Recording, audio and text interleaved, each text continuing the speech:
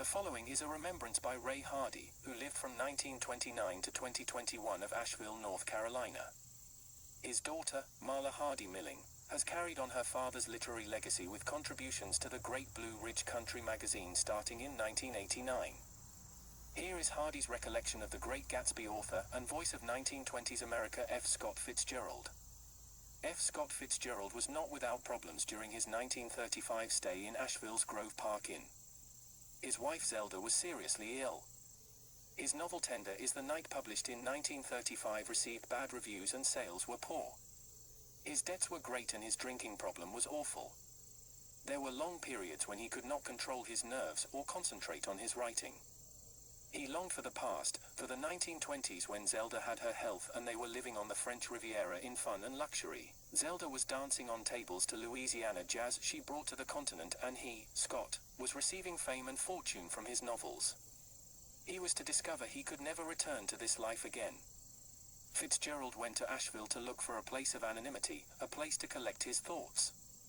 He had driven south from Baltimore, where Zelda was being treated for schizophrenia and eczema, almost aimlessly, stopping first at Hendersonville and Tryon, and then Asheville.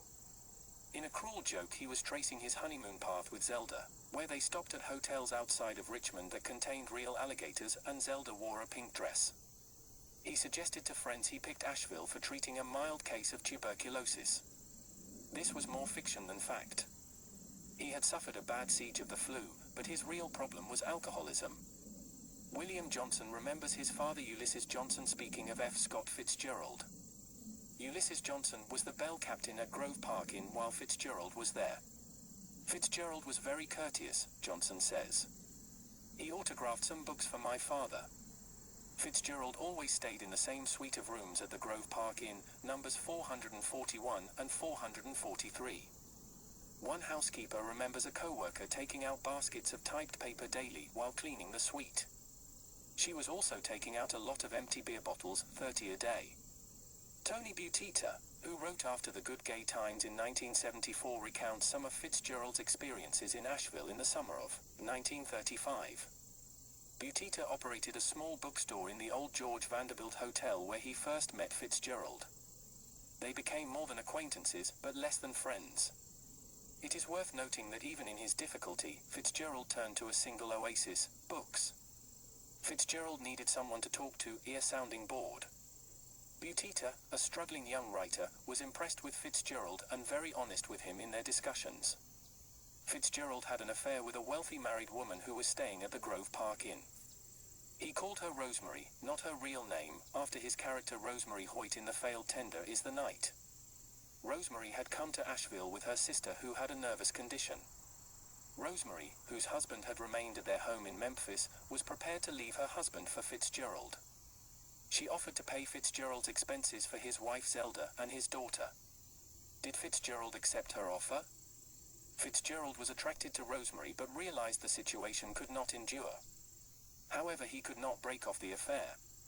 This was done for him by Rosemary's sister, who had confronted Rosemary and told her if she did not break off the affair she would tell her husband. During all of these events, Fitzgerald was trying to put his writing career back together. He was writing magazine articles which were mostly rejected. He would commit himself to write and then say he needed alcohol for inspiration, claiming his writing was sterile and flat if he wrote sober. But then he would get drink and not write anything. After a binge of heavy drinking, Fitzgerald would go on the wagon. He would replace the whiskey with beer, and sometimes he would replace the beer with Coke or black coffee. Usually he stayed with beer, which he consumed in amounts of up to 30 bottles a day. Fitzgerald felt his stories were out of style. His novels represented the jazz age. Critics were calling his work trivial and immature. During the 1930s, the novel for the working class was being praised. John Steinbeck was on his way in, Fitzgerald on his way out. Fitzgerald felt he was out of step with this genre and was frustrated. Tony Butita tried to assure Fitzgerald his novels were not dated, but that they would endure the test of time the same as the works of Southerner Faulkner and Woolf. He was right. Fitzgerald did not see Thomas Wolfe while he was in Asheville but had met him earlier in Paris. He felt Wolfe's talent was tremendous. He met Wolfe's mother incognito at the old Kentucky home. Mrs. Julia Wolfe had dominated the conversation and said she didn't rent rooms to drunks. He really hadn't wanted to rent a room, but just to see the place. He felt sorry for Wolfe having to endure Mrs. Wolfe in his childhood. Fitzgerald asked Tony Butita to check out Highland Hospital to see if it would be suitable for Zelda. At this time Zelda was in an institution in Baltimore. Fitzgerald took Zelda to Highland in 1936, so Butita's report must have been good.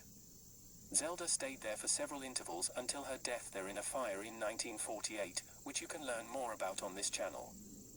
Mrs. Laura Guthrie Hearn wrote a daily journal on Fitzgerald's activities in Asheville from June through September 1935. Her diary is now a permanent part of the F. Scott Fitzgerald memorabilia at Princeton University. Hearn, a graduate of the School of Journalism at Columbia University, went to Asheville from New York in 1932 for her health. Her doctor in Asheville advised her to stay as long as she could, so she began telling fortunes at Grove Park Inn to help pay some of her expenses. She lived in a small garage apartment just off of Macon Avenue near Grove Park Inn. The hostess at Grove Park Inn would notify Hearn when different groups and conventions were arriving. Hearn wore a gypsy costume and she would read the palms of the guests and predict their fortunes. It was more for entertainment, a diversion, than anything serious. Hearn first met Fitzgerald in June 1935 at Grove Park Inn. She had been telling the fortunes of some members of a hairdressers' convention. The hostess introduced Hearn to Fitzgerald and asked her to read his hands. What did she find? They became good friends and she worked as his secretary while he was in Asheville that summer. Fitzgerald initiated an innocent flirtation with Hearn. Although she may have been attracted to Fitzgerald, she would not respond to any situation that was less than honorable. She was very much a lady, and because of this she gained Fitzgerald's respect and confidence. Her journal corroborated the affair of Fitzgerald and Rosemary. She referred to Rosemary as Gloria Dart, which was another pseudonym. Interestingly, there was a Gloria Dart who lived and died in Asheville, but in 1935 she was only 10 years old. Hearn obviously did not approve of the affair, but she did not condemn Fitzgerald. She was fatalistic about the event and commiserated with Fitzgerald when he wanted to talk about it. She asked Fitzgerald how many drafts he wrote of his novels. He replied he always wrote 4 revisions. She asked what advice he would give to writers, and Fitzgerald said the first thing to do was to listen. In writing, he said to state problem, don't solve it, be natural, be yourself. Zelda was the one true love of F. Scott Fitzgerald's life. He loved her with an almost unselfish devotion. Their life together had been happy in many ways prior to her illness. Fitzgerald told Hearn that in 1929 he and Zelda, dressed in evening clothes, leapt off the balcony of a French restaurant into a pool. They went to a lot of parties and raised a lot of hell in typical college sophomore tradition. They enjoyed life completely in their own reckless manner. They drank too much. They truly loved one another. Zelda told Scott she hoped never to become ambitious. He felt that once Zelda committed herself to something, she would be possessed to master it. Fitzgerald said he had chided Zelda on occasions for her indolence. He regretted this later, saying he pushed her into something she could not accomplish. Zelda decided to study ballet at the age of 27. Fitzgerald did not discourage her at first, but when he realized she intended to become a star of the first rank, he tried to explain how difficult it would be for her. She had had a child, her body was different now. She was consumed with her ambition to become a dancer. She worked feverishly at training, and she had her first anxiety attack and the beginning of her illness. Fitzgerald referred to Zelda as my invalid, with a tender affection. He told Tony Butita that Zelda was only a ghost of what she had been. His concerns about her apparently contributed to his drinking problem.